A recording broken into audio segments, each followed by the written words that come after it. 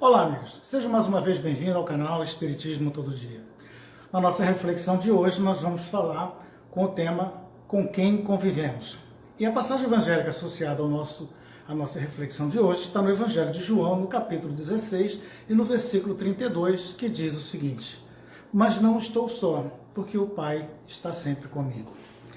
A partir do capítulo 13 do Evangelho de João, Jesus manifesta a sua missão, a sua divindade e a sua paixão e ressurreição, que vai dos capítulos 13 ao capítulo 20. E no capítulo 16, Jesus fala aos seus apóstolos que retornará ao Pai. Fala também aos seus apóstolos que deverá ir para que o Consolador possa vir. Jesus também fala aos seus apóstolos da tristeza da separação e também fala da alegria do reencontro, anunciando assim a sua ressurreição, a sua paixão. Jesus também recomenda aos seus apóstolos que peçam a Deus em seu nome, dizendo o seguinte: tudo o que pedirdes ao Pai em meu nome, ele vos dará. E no final deste capítulo, todos os seus discípulos declaram então a sua fé em Jesus. E o Mestre Jesus anuncia a sua missão, que a sua missão está próxima do fim. E ele diz nos versículos 32 e 33, diz o seguinte: Mas eu não estou só, porque o Pai está sempre comigo. Tenho-vos dito isso, para que em mim tenhais paz. No mundo tereis aflições, mas tende bom ânimo, eu venci o mundo. Essas passagens narradas por João nos mostram a ligação constante que o Cristo tinha com Deus. Jesus certa vez disse, como já lemos aqui: eu nunca estou só, porque o Pai está sempre comigo, porque eu faço tão somente o que é do seu agrado. E fazer o que é do agrado de Deus é estar em sintonia com Deus, é estar de uma forma unido sempre com Deus, fazendo aquilo que é da sua vontade. Esses ensinamentos também nos alertam de que o homem também nunca está só, pois sempre estamos em sintonia com alguém, seja no campo material, com outras pessoas, convivendo harmonicamente, seja no nosso ambiente social, familiar, e também, ou mesmo também no plano espiritual. Portanto, cabe a cada um de nós selecionarmos com atenção com quem convivemos, uma vez que dependemos uns dos outros do nosso processo de crescimento, do nosso processo de alcançar a nossa felicidade, a perfeição e tudo mais. E vamos nos melhorando. Isso tanto materialmente também como espiritualmente. E cabe a cada um de nós selecionar os nossos pensamentos. O convívio com pensamentos bons nos tornará bons. Nós caminharemos então de uma forma segura à perfeição, à felicidade, em companhia de pessoas boas. E o convívio com pensamentos maus nos deixará presos à matéria, retardando assim também o nosso processo evolutivo, nosso processo moral, intelectual, de desenvolvimento das nossas habilidades, competências e tudo mais. Quando Jesus diz aos seus apóstolos: no mundo tereis aflições, mas tende bom ânimo, eu venci o mundo, diz o Cristo. Ele tenta nos passar também a ideia de que nós também podemos vencer, pois ele nos afirmou certa vez: vós sois deuses e não sabeis. Né? Mas para que isso ocorra, nós precisamos estar com ele, como seu companheiro, atraindo para junto de nós cada vez mais a figura do Cristo, através dos seus pensamentos, através dos seus ensinamentos, através do seu evangelho, para que a gente possa também cada vez mais nos associar e nos aproximar também dos bons pensamentos. E no Evangelho de João, o Mestre nos alertou de forma contundente sobre a necessidade de estar sempre com ele, quando ele disse então para a gente: eu sou o caminho, a verdade e a vida. Ninguém vai ao Pai senão por mim. Isto é uma prova clara da necessidade que temos de estar com ele, de estar dentro do preceito, dos ensinamentos que ele trouxe para cada um de nós. Eu estive essa semana conversando, não estive presencialmente com ele, mas tivemos como a gente pode dizer assim, fizemos uma conferência, né, por troca de imagens com esse amigo meu Olavo. E eu estava falando com ele que estava preparando essa apresentação, essa reflexão para publicar, com o nome de Com Quem Convivemos. E ele me contou um caso muito interessante que eu quero compartilhar com os senhores, para que depois a gente possa refletir um pouco sobre esse tema com quem convivemos. Ele me disse que, conta-se que certa vez, 2 anjos estavam já fazendo estágio na terra para se tornar anjos. E eles então foram enviados à terra para que pudessem passar um dia inteiro procurando e fazendo boas ações. E depois teriam que preencher um relatório e entregar ao anjo mestre para que pudesse então, depois disso, receber o seu diploma de anjo. E o dia já estava chegando quase no seu final e eles não encontraram nada, nenhuma situação onde eles pudessem fazer o bem. Bom, talvez eles não estivessem na cidade de São Paulo. Mas eles foram então tomar a decisão de seguir adiante num campo, né, num local afastado da cidade de São Paulo. E eles encontraram então, de repente, assim, já no final da tarde, 2 agricultores que estavam com as suas enxadas nas costas, vinham conversando, e um dos anjos disse para o outro o seguinte: acho que tive uma ideia. Vamos fazer o seguinte, vamos dar por meia hora o poder aos pensamentos desses agricultores. E depois disso, nós vamos fazer o nosso relatório e depois nós vamos entregar o relatório para o anjo. E quem sabe não venhamos então a nos tornar anjo. O outro aceitou a ideia e plim, deram o pensamento então àqueles agricultores. Assim que deu o poder de pensamento aos agricultores, os anjos começaram a acompanhar eles. Só que num determinado ponto da estrada, os agricultores se dividiram, cada um foi para um canto. O primeiro, assim que começou, depois de se despedir, o primeiro começou a caminhar. E logo em seguida ele viu que assim, um bando de passarinhos voando em direção à agricultura, como é que se diz assim, em direção ao campo onde ele tinha acabado de semear. Então esse agricultor, assim, passando com a mão na cabeça, olhando para o céu, falou: passarinhos, por favor, não comam da minha semente. Eu preciso que a minha plantação cresça de uma forma vigorosa para que eu possa ter condições de alimentar a minha família e a meus amigos e ainda tirar o meu sustento. Quando ele acabou de falar isso, todo aquele campo dele começou a germinar e todo aquele milho, toda aquela vegetação, tudo aquilo começou a florescer de uma forma vigorosa. E ele ainda um pouco assustado com tudo aquilo que estava acontecendo, ele andando, já quase chegando em casa, ele tropeçou e caiu. Quando ele viu que tropeçou, ele caiu, ele viu que tropeçou no porquinho dele, que tinha fugido do chiqueiro, que estava velhinho e já todo derrubado. E ele então amorosamente pegou o porquinho e disse o seguinte: meu porquinho, um dia, se Deus quiser, eu vou construir um lindo chiqueiro para você, todo enfeitado, todo bonitinho, para que você nunca mais fuja de lá. Quando ele acabou de falar isso, ele olhou para o chiqueiro começou a se transformar. Todo assim, um chiqueiro tudo bonitinho, com telhadinho, com janelinha, tudo pintado. Ele olhou aí daquele jeito, não acreditando naquilo que estava acontecendo. E ele então, meio atordoado, foi entrar em casa. Quando ele entrou em casa, a soleira da porta caiu e bateu na cabeça dele. Deu aquela bancada muito forte na cabeça dele, ele olhou assim a casa, aí falou: minha esposa querida, com certeza um dia, se eu puder, e eu hei de conseguir, eu vou construir uma casa linda, do jeito que a gente sempre sonhou. Quando ele acabou de falar isso, a casa começou como que se transformando assim, de uma forma linda, maravilhosa, e a casa começou assim, cortinas na janela, vasinhos, jardins, tudo do jeito, provavelmente do jeito que ele tinha imaginado e tinha pensado, tudo aquilo se transformando. Ele, assustado ainda, entrou dentro de casa, ele olhou a casa toda modificada, mas ele viu um sofá, assim, uma poltrona muito bonita, ele sentou, ainda meio atordoado, e terminou dormindo. Acho que não tinha passado mais ou menos uns 20 minutos que ele estava ali dormindo, ele foi acordado com batidas violentas na porta da sua casa nova, né? E quando ele abriu a porta, era aquele outro agricultor que ele tinha deixado quando ele se despediu de lá. Né? E aquele compadre amigo dele falou: compadre, eu preciso lhe contar, aconteceram algumas coisas comigo também. E ele pensou: poxa, comigo também? Mas o outro começou a contar: olha, meu compadre, aconteceram algumas coisas comigo, eu tenho que contar para você. Eu não acredito nisso. Olha, logo depois que a gente se despediu, eu saí andando pela minha plantação, que eu tinha acabado de plantar, eu vi um bando de passarinhos. Eu olhei para cima do céu e falei: seus passarinhos malditos, tomara que vocês morram tudo seco, torrado, para poder não comer minha plantação.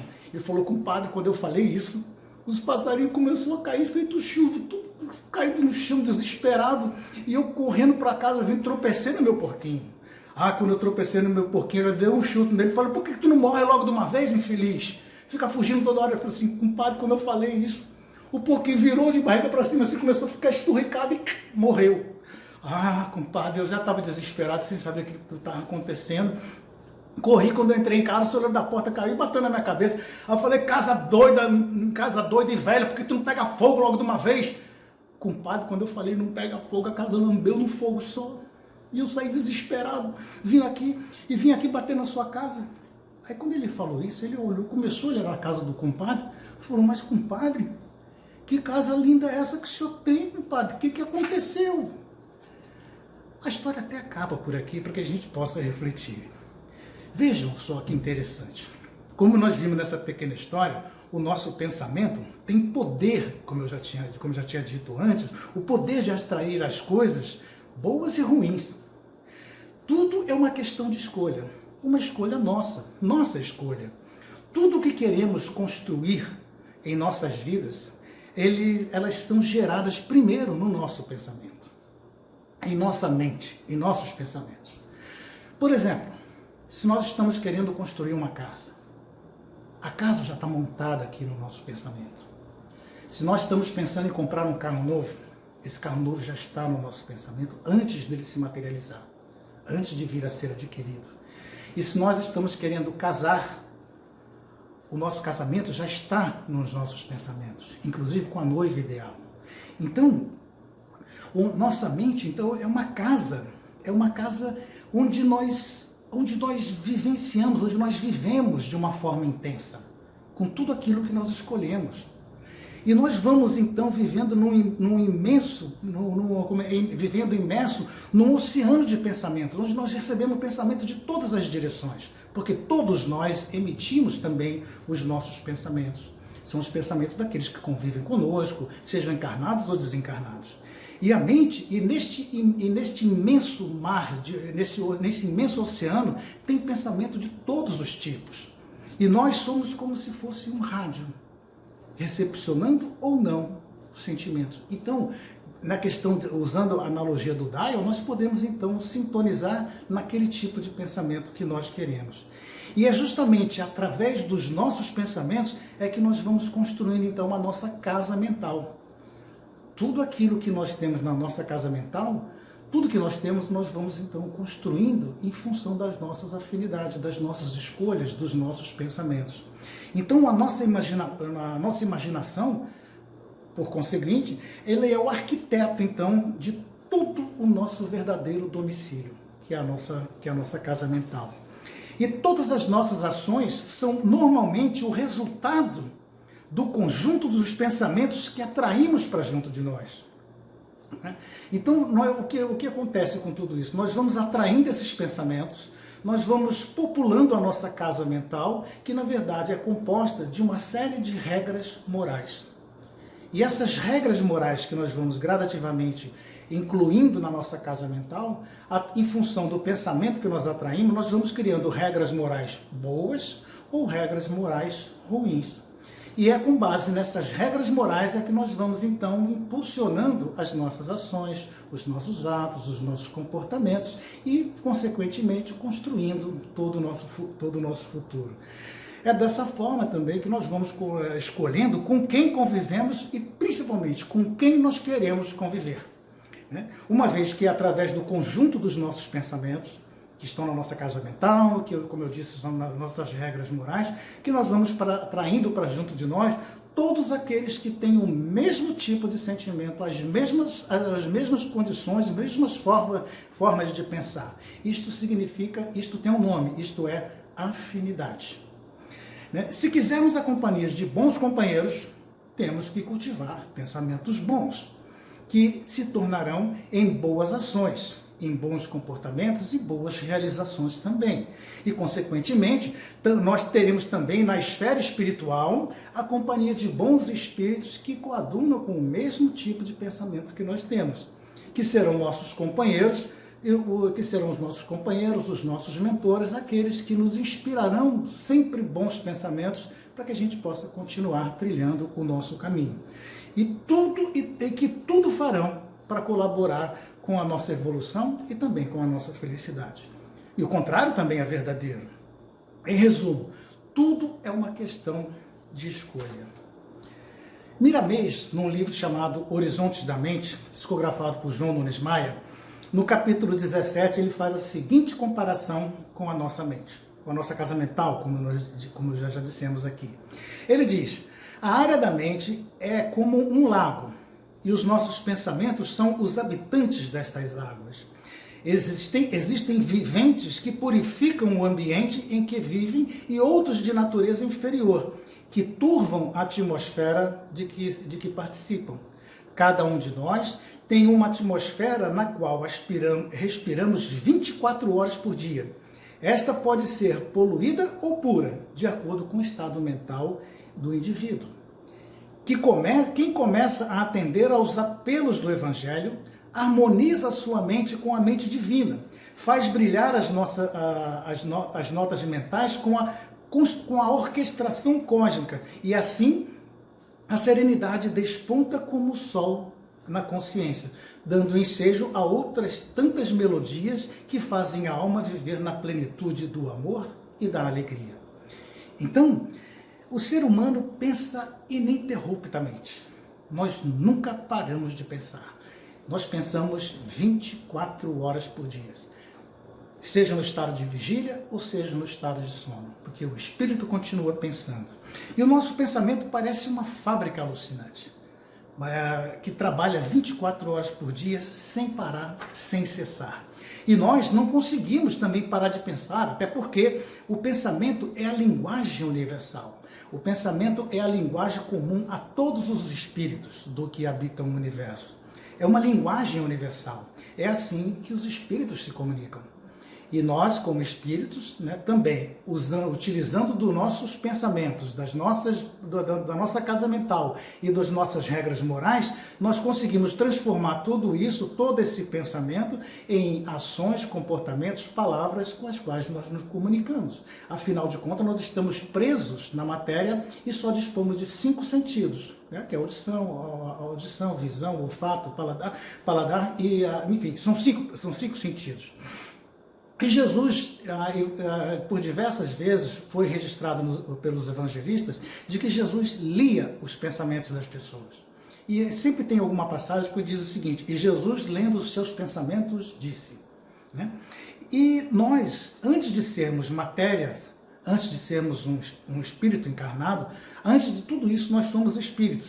E utilizamos o nosso pensamento, que é transmitido pelo nosso físico, como eu disse, e se transforma em tudo que realizamos. O pensamento, além de uma linguagem por excelência, é também a força suprema do espírito.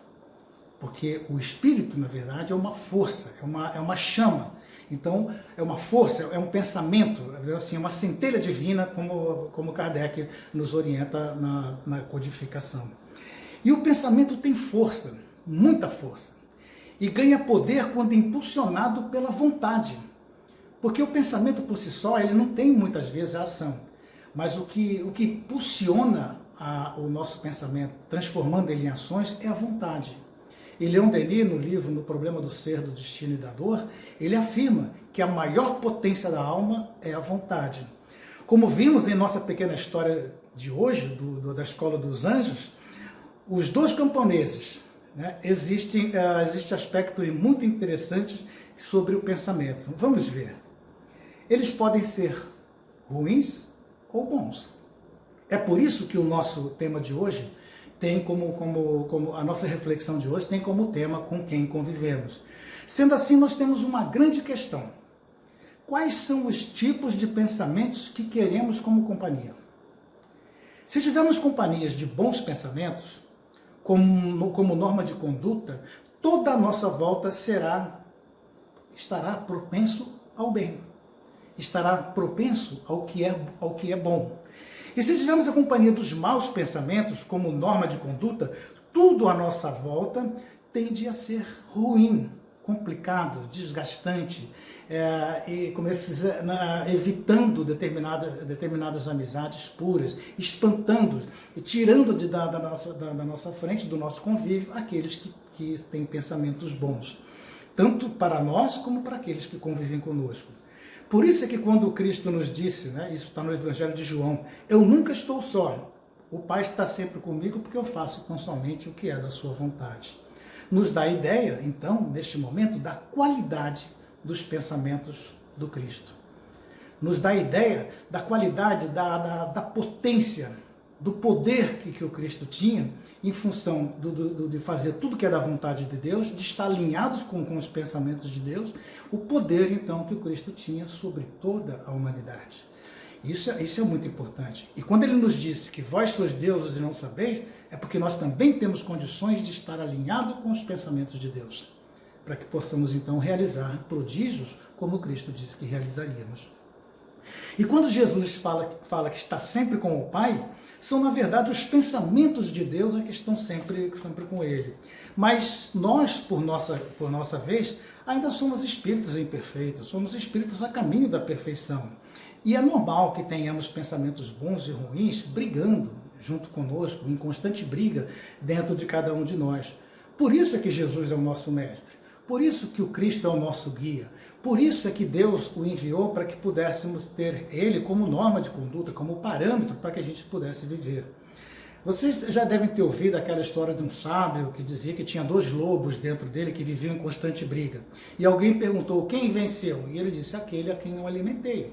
Então, nesse caso, nós também temos condições de procurar alimentar aquilo que é bom para nós. Os pensamentos bons, para que a gente consiga superar todas essas dificuldades e almejar coisas melhores.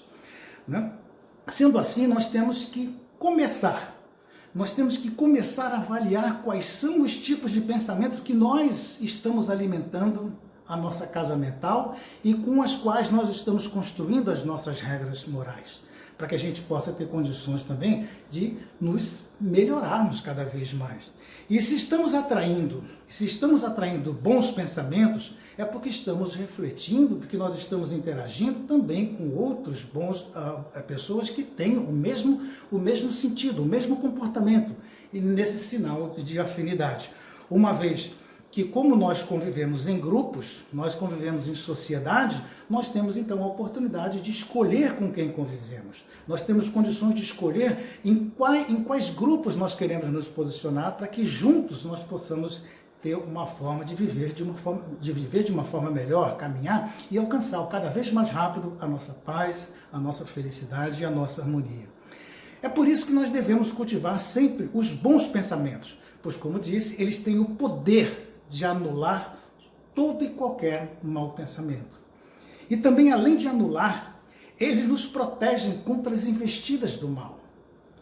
O bom pensamento, vivendo, sendo exercitado, sendo experienciado de uma forma constante, ele tem o poder também de impedir que maus pensamentos entrem na nossa casa mental. Quando nós começamos a mudar, quando nós começamos a cultivar bons pensamentos, nós começamos então automaticamente a praticar boas ações. Isso é uma forma natural. Nós vamos mudando a nossa casa mental, nós vamos mudando os nossos relacionamentos. Aqueles relacionamentos do passado que não eram bons, naturalmente vão se afastando. E nós vamos então como criando uma atmosfera mais propícia ao nosso redor.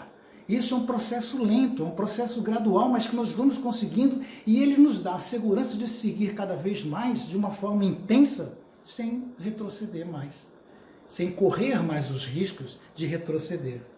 A gente sabe que é uma tarefa muito difícil escolher sempre os bons pensamentos, mas temos que começar a insistir nessa jornada da busca dos bons pensamentos. Se por acaso aparecer de repente um mau pensamento, no momento vamos tentar trazer um bom pensamento, porque ele destrói aquele mau pensamento. Os mais altos edifícios e monumentos que existem na Terra, dos mais belos e suntuosos, eles começaram primeiro num processo de escavar, de criar grandes espaços internos na Terra e que pudessem então gradativamente criar uma base sólida e depois, tijolo a tijolo, eles foram crescendo e se tornaram monumentos fantásticos na humanidade. O mesmo, usando a mesma analogia, podemos fazer conosco, cavarmos internamente, tirando tudo aquilo de inútil que temos dentro de nós, começarmos a preencher esses espaços com pensamentos bons para que possam servir de base sólida e depois gradativamente também ir construindo tijolo a tijolo, ou pensamento a pensamento, coisas boas para que possamos crescer e evoluir cada vez mais. Né? É dessa forma que nós podemos também, então, construir a nossa edificação, construir a nossa casa mental, eliminar todas as regras morais inadequadas para que a gente possa ter uma companhia cada vez melhor e escolhendo cada vez mais com quem convivemos. E é dessa forma, queridos, que nós vamos então conseguir, se Deus quiser, um determinado dia nós vamos ser felizes e cada vez melhores. Espero que tenham gostado da reflexão de hoje e, mais uma vez, nos encontramos numa próxima oportunidade. Fiquem com Deus.